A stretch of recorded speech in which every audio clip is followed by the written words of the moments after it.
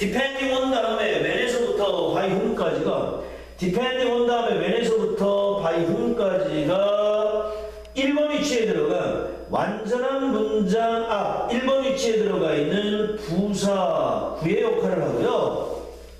그리고 전치사 온 다음에 when에서부터 by whom까지가 전치사 온 다음에 when에서부터 by whom까지가 전치사 on이 데리고 다니는 명사 절의 역할을 하는 거예요. 그쵸? 다시 depending on이라고 하는 부사구 안에 when이 데리고 다니는 명사절이 들어갔다는 얘기고요. 덩어리로 묶으면 뭐뭐에 따라서 아까 depending on이 따라서라고 그랬으니까 뭐뭐에 따라서 주어는 동사입니다 라는 식으로 문장이 만들어집니다. 읽으면서 해석합니다. 언제 그것들이 쓰여졌고 누구에 의해서 쓰여졌는지에 따라서 literary work, 문학 작품은 may contain large amount of direct telling, 많은 양의 직접적인 말을 포함할 수도 있다. and 그리고 less amount of suggestion and implication, 적은 양의 암시나 제시를 포함할 수 있다. 맞죠? 이글 다음부터 뭐 나온다고요? 문학 작품 안에 직접적인 언급이 있을 수 있다는 얘기 나온다 그랬잖아. 그러니까 방금 나오잖아. 많은 양의 직접적인 말이 있을 수 있고 적은 양의 암시나 함축이 있을 수 있다. 4번 but 바로 묶으세요. but이라는 단어는 무슨 역할과 똑같습니까? however랑 같은 얘기이기 때문에 또 조심해야 돼. 이거 한 번 더 꺾나 본데? 이거 그죠? 한 번 더 뒤집나 본데? 새로운 얘기가 또 나오나 본데? 조심하셔야 된다고. 하지만 그 다음 whatever the proportion of works showing to telling 끊어버리시고 whatever에서부터 telling까지 괄호를 묶습니다. whatever에서부터 telling까지 괄호를 묶습니다.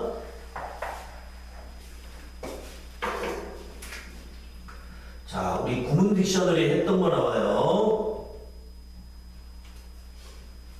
여기 괄호를 묶으라고 그랬어요. whatever에서부터 telling까지 괄호를 묶으라고 그랬고요. 여기 뒤에 주어 플러스 동사 새로운 문장이 나와요. 그러면 whatever에서부터 문장 나오기 전, 콤마 나오기 전까지 telling까지겠죠? 얘는 무슨 역할입니까? 얘는 부사 역할입니다.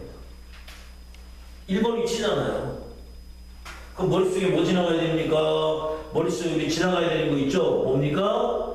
와세다가 에버 붙었네요. 관계, 대명사에다가 에버를 붙였잖아요? 우리나라 말 어법으로는 복합, 관계, 대명사라고 얘기했고요. 지금은 문법이 아니고 해석하는 중이니까 복합관계 대명사 해석을 어떻게 하는지만 알면 되잖아요? 복합관계 대명사는 명사절로 쓰일 때가 있고 양보, 부사, 절로 쓰일 때가 있다. 명사절로 쓰이면 우리나라 말로 모두라고 해석하시면 되고 양보부사절이니까 양보니까 뭐뭐라 할지라도 이러면 된다. 됐죠? 여러분들이 해석하면서 알고 계셔야 될 문법은 별로 없어요. 구문 딕셔너리 할 때 다 말씀드렸습니다. 명사절이면 해석할 때 모두라고 하시고 얘가 부사절이면 양보부사절이니까 뭐뭐라 할지라도 이러면 된다. whatever 부사절이라고요. 그럼 뭐라 할지라도 끝난 거죠 그러면. 그쵸? 무엇이라 할지라도 이런 뜻입니다. 그 다음에 거기 뒤에 보면 이게 나와요. 전사투가 이렇게 나오고 전사투가 나오고 앞에 ing 나와 있고 뒤에도 ing 나와 있을 거예요. 맞죠? 동그라미 쳐놓으세요. 거기 2에서 showing 다음에 to, telling 앞에 to에다가 동그라미 쳐놓으시고 이 to라고 하는 단어가 이거 있죠 이거 v.s. 이게 뭐야? versus v.s. 이거 어디 많이 나옵니까? 무슨 대결 같은 데 많이 나와요. 누구 대 누구 그 뜻이에요. 누구 대 누구 이런 뜻입니다. 정리하면 어떻게 됩니까? 작품의 showing 대 작품 납품의 텔링의 비율이 뭐라 할지라도 맞습니까? 네. showing과 telling의 비율이 뭐라 할지라도 there is always something 항상 무언가는 존재합니다. For the reader to interpret 괄호로 묶을까요? for에서부터 interpret까지 괄호로 묶을게요. 뭔가가 존재합니다. something이라는 명사 다음에 for 플러스 명사에다가 투부정사 붙었으니까 총명사겠죠. 맞아요? 정리하면 읽는 사람이 interpret 해석해야 될 무언가는 항상 존재하기 마련입니다. 한 번 더 뒤집었어. 그쵸? 여기 보세요. 직접적인 언급이 없는 건 아닙니다. 직접적인 언급이 많고 보여주는 게 적어요. 그 다음에 나온 게 이거야. 그러나 비율이 어떻든 간에 여기 뭐가 있다고? 해석해야 될 뭔가가 있다고. Something for reader, 독자가 to interpret. 해석해야 될 뭔가가 있다는 얘기는 해석을 해야 된다는 얘기니까 암시된 게 있다는 얘기잖아요. 그죠? 한 번 더 뒤지는 거예요. 그 다음 5번 thus 바로 묶으세요. 바로 묶으세요. thus 바로 묶으시고요. 자, 더지라고 하는 접속부사 그러므로라고 하는 얘도 마찬가지입니다. 순서나 삽입 문제 중에 대단히 중요한 역할을 합니다. 앞에 나온 내용이 원인이고 뒤에 나온 내용이 결과가 돼버리는 거예요. 그러니까 더즈 뒤에 나와 있는 내용은 앞에 것 때문에 벌어진 일입니다. 됐죠? 앞에 나와 있는 일들이 원인이 돼서 더즈 뒤에 나온 일이 생긴 겁니다. 그러니까 연결할 때, 순서 정할 때 대단히 중요한 역할을 한다고요. 의미상. 정리합니다. 그러므로 we ask the question. 끊어요. 우리는 질문을 해야 돼. 이 그래프에 뭐 나와야 돼? 질문해야 되는 이유가 나와야 된다고. 뭐라고 질문해야 돼? What does the test suggest? 끊어봐. 저 문장이 뭘 의미하는 거지? 이게 해석하는 과정이잖아. 우리가 해석할 때 해야 될 질문인 거잖아. As way, 끊어봐. 방식으로서 저 문장이 뭘 제시하지와 같은 질문을 해야 돼. 뭐 하는 방식? To approach literary interpretation까지 끊었습니다.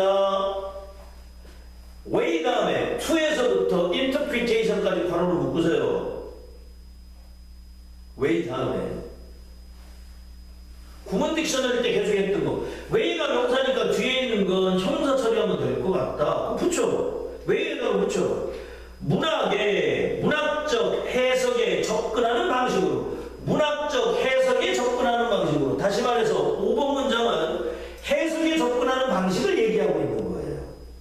맞아요? 그럼 이 글 앞에는 해석에 접근하는 방식을 고민하고 물어봐야 되는 이유가 나와야 되잖아요. 그래서 순서가 해석할 게 항상 존재한다 다음에 5번 문장이 들어가는 게 맞는 거죠. 그 다음에 as a way 끊어버리고 to begin에서부터 implication까지 괄호로 묶으신 다음에 way를 꾸며주면 또 해석이 이렇게 되죠. 문장의 함축에 관련된 생각을 시작하는 방식으로, 그죠? 문장이 암시하고 있는 걸 생각하는 방식으로, 그리고 문학의 해석에 접근하는 방식으로 그 글이 암시하는 게 뭐지? 와 같은 질문을 해야 된다고. 6번 문장. What text imply? 괄호를 묶어버릴까요? what에서부터 imply까지 괄호를 묶으시고 is 동그라미 치시면 명사절이잖아요. 뭐 하는 것? 이런 뜻입니다. 문장이 암시하는 것이 often, 종종 of great interest of us 우리에게는 대단히 흥미거리가 됩니다. 문장이 암시하고 있는 게 우리에게는 상당한 흥미가 종종 되기도 합니다. 그 다음에 밑줄 하나 주세요. of great interest 밑줄 하나 주세요. of great interest 밑줄 넣으시고 뭐 했습니까? 이거 쓰세요. of 플러스 추상명사는 형용사 이렇게 써놓으세요. of 플러스 추상명사는 형용사. 지금 of interest를 했잖아요. of great interest라고 했잖아요. 그죠? 그럼 무슨 뜻이에요? 대단히 흥미롭다는 얘기예요. 다시 말해서 지금 interest. 얘는 very interesting의 뜻이라고. 오부 추상명사는 이 추상명사의 형용사의 뜻입니다.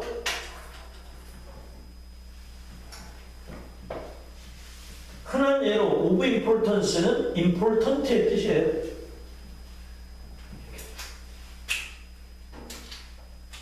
(6번) 문장 한 번 더 하고 7번으로 내려갑니다. 문장이 함축하고 있는 것은 종종 우리에게 대단한 흥미거리입니다. 7번 문장입니다. And 그리고 our work of figuring out text implication tests our analytical power. 자, 테스트가 동사입니다. 항상 해석했던 해석할 때 제일 중요한 거 동사가 누구지? 주어가 누구지? 이거 여기서 동사는 테스트예요. 주어는 work이에요. 우리의 작업. 오브에서부터 implication까지 바로 묶을까요? 걔는 주어 꾸며주는 형용사고 어떤 작업입니까? 문장의 함축적 의미를 figuring out 알아내는 우리의 작업은 우리의 분석력이겠죠. analytical power. 우리의 분석력을 테스트하는 것이다. 맞아요? 그러니까 해석하려고 노력하는 게 분석력을 테스트하는 것이다. 해석하려고 노력 안 하면 분석이 안 된다. 마지막 문장이죠. In considering what a text suggests 끊으시고 in에서부터 suggest까지 한꺼번에 바로 부사구 그 안에 명사절 what a text suggest가 들어갔습니다.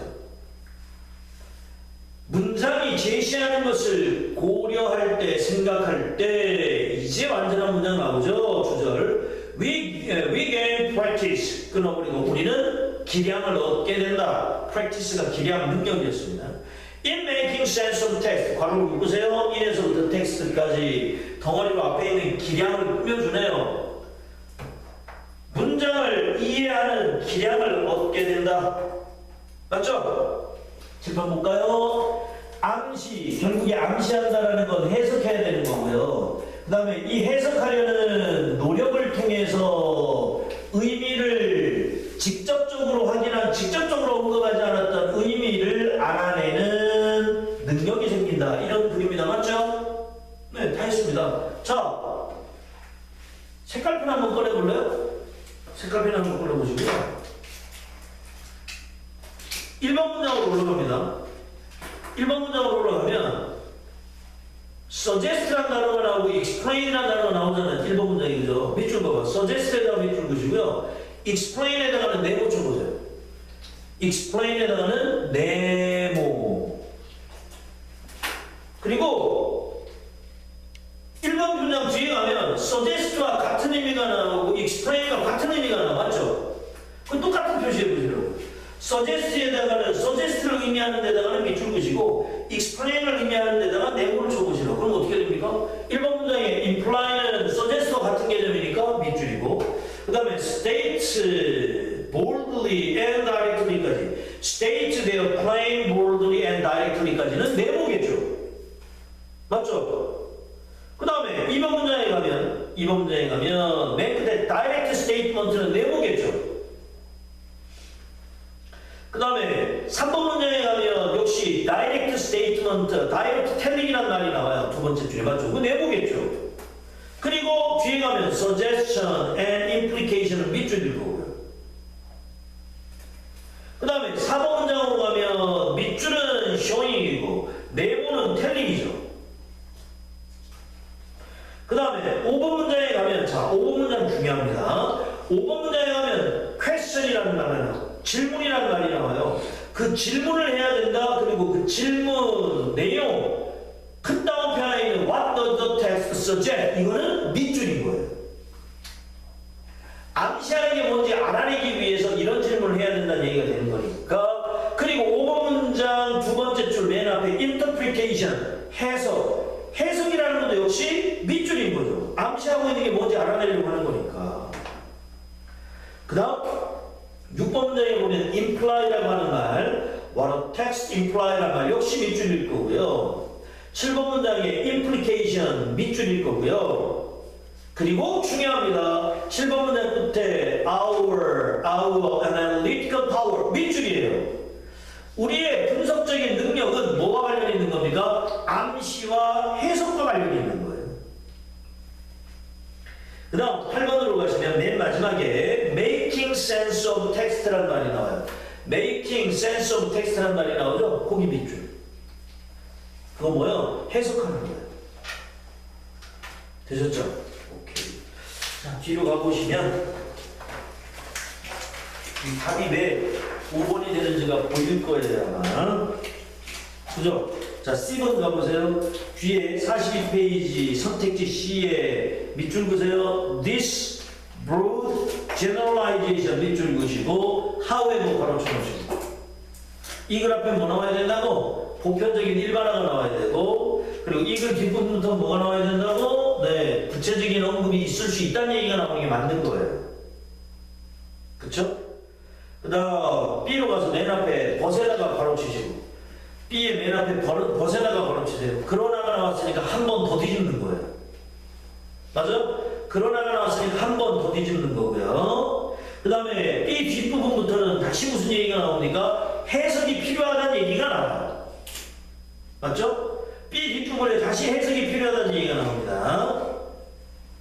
그 다음 A번으로 갑니다. A번으로 가시면 맨 마지막에 gain practice in making sense of text 밑줄 gain practice in making sense of text 밑줄 치면 이게 결론이죠. 능력을 얻게 되는 결론이에요. 그럼 이 그래프에 뭐 나와야 됩니까? 능력을 얻게 되는 과정이 쭉 나오는 게 맞는 거예요. 맞죠? 이거 칠판 보세요. 보세요. 제시문이 있고요. 여기 이제 ABC가 나와서 ABC가 순서가 뒤죽박죽인데 이제 순서를 맞추는 건데요. 이거 문제 풀 때 일단 제일 중요한 부분은 제시문이고요. 여기가 제일 중요해요. 그 다음에 ABC에 나와 있는 아까 단서도 있었죠. however 같은 거, but 같은 거, 뭐 지시 형용사 같은 거. 그걸 가지고 문제를 풀 수도 있지만 이렇게도 문제 풀 수 있어요. A에서 얘기하고 있는 소재와 똑같은 소재를 찾으세요. 이해되십니까? 다시 한번. A에서 해석에 관련된 얘기를 하고 있으면 BC에서 해석에 관련된 얘기를 하고 있는 걸 찾으시라고. 그러면 걔하고 걔가 연결되는 거예요. 순서가 어떻게 되는지 몰라도. 다시 A의 해석에 관련된 얘기를 하고 있었다. 근데 C의 해석에 관련된 얘기를 하고 있었다. 그러면 AC가 되거나 CA가 되는 거예요. 이해됐죠? 그리고 여기 위에는 다른 얘기가 나온다. 여기 직접적으로 언급한다는 얘기가 나온다. 직접적으로 언급한다는 얘기가 나오면 직접적으로 언급한다는 얘기 다음에 해석에 관련된 얘기가 나오려면 뭐 해야 됩니까? 뒤집어야 되잖아. 맞아요? 직접적으로 언급한다는 얘기가 나온 다음에 해석에 관련된 얘기가 나오려면 새로운 내용이 나오는 거니까 뭐가 나올 가능성이 많습니까? however라는 말이 여기 뒤에 B 뒤에 나올 가능성이 많겠죠. 네. 그렇게 해서 답을 찾아내는 것도 요령입니다. 내용을 다 몰라도 니들 보고 전문가 되라고 얘기하는 건 아니니까 순서만 잡아내면 되니까 직접적으로 보여주는 명시적인 단서라는 거 말고 그래도 답이 안 보여. 그럴 때는 똑같은 소재를 다루고 있는 걸 찾아보시고 그거랑 관련된 거, 그거랑 묶을 수 있는 걸 찾아보시면 5개 중에 하나 수 있어요. 되셨죠? 오케이. 일단 여기까지 하고 잠시 쉬어서 또 갑시다.